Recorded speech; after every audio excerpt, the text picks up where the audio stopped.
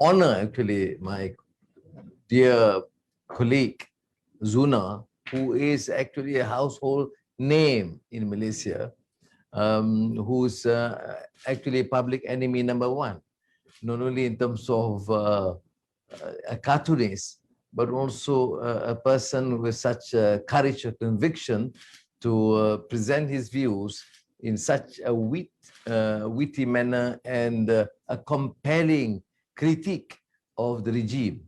And in conjunction with the World Free Press Day, I think it's befitting that ASEAN Cartoonist takes the lead in promoting the central fundamental issue of dignity of men and women, which is human rights. Thank you, Phil, who has been an indefatigable defender of us all in this region.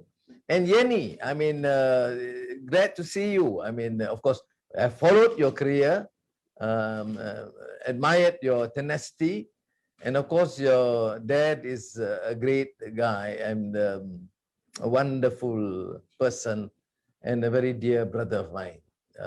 We talked about him, we read his works, and it's just like I can be a reader of Gus Dur, leader, because of my admiration and support for the cause towards democratic understanding of Islam, tolerance, inclusiveness. Now, the media and the press, and here in this context, Azuna, cartoonists, have emerged with such vibrancy and ferociousness in presenting and articulating views, not confined to human rights, but extending to generally the issue of freedom.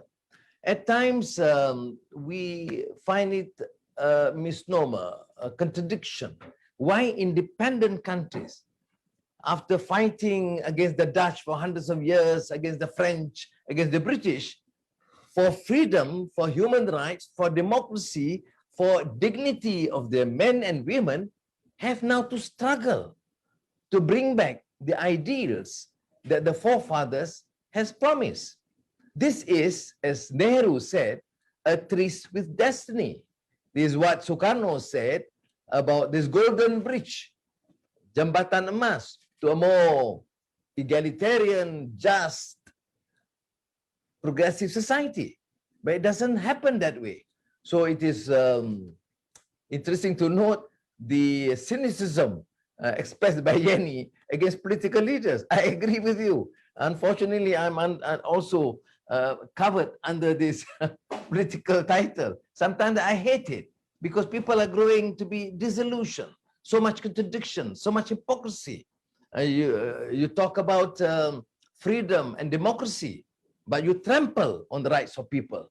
You talk about accountability, but you're blatantly corrupt. The failure of our societies, including ASEAN, to a large extent, is because there is no real democratic accountability. Democracy must be accountable. The institutions must be independent. Rights of people must be respected. And the expression of cartoonists as one field must be, in fact, honored and respected. I mean, I am also sometimes, I know Fahmi used to tickle me once or twice, but I think, okay, it's part of his way of expressing himself. And once when he did, I actually retweeted his cartoon, because after all, that makes you reflect and think, and at the same time realize that, well, the so-called leader must listen to the criticism, sentiments, aspirations of the general people.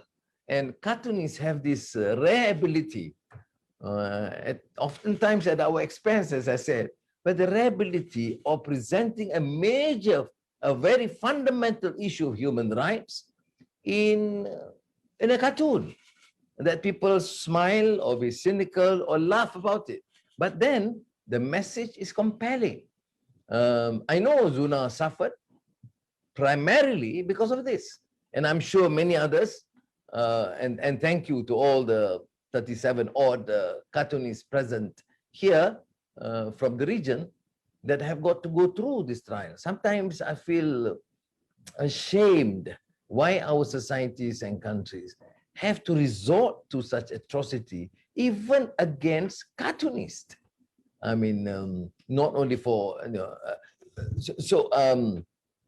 which means when you talk about freedom, democracy, even the free media, when you do not respect art, creativity, then a country cannot be culturally vibrant. When we talk about Renaissance, I used to talk about Renaissance in the 80s, 90s. I mean, it is political freedom, yes, but it's cultural empowerment.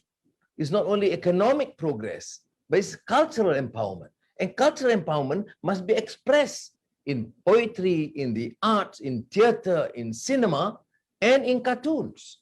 And you cannot have such a vibrancy, which such a dogmatic, doctrine, oppressive view, that you must respect creativity. And as Phil and Yenny said, I mean, even issues that you disagree or issues that is quite sensitive to us, but then you have to respect. That's what freedom entails. You do not have monopoly of the truth because you present a particular party or a particular religion or a particular race. Malaysia, for example, and ASEAN generally are multiracial, multicultural, multi-religious societies. And in order to advance, we must show a lot of restraint, respect, and tolerance. And as I use the term cartoonist, I mean, however much you persuade people like Zuna, his views will be vibrant ferociousness. There's no midway to this. But that is art, and that is creativity. And what is a free media without the capacity to disseminate information and to express the truth? Well, there are, of course, cartoonists that becomes tool of the oppressors. There are people in the media, journalists, who are paid by the big tycoons and conglomerates to present their views and to demonize the opposition and those who dissent. Yes, notwithstanding, nothing in a modern, democratic, independent country should be used, or institutions, enforcement agencies cannot be weaponized to intimidate, harass, and limit the expression and freedom.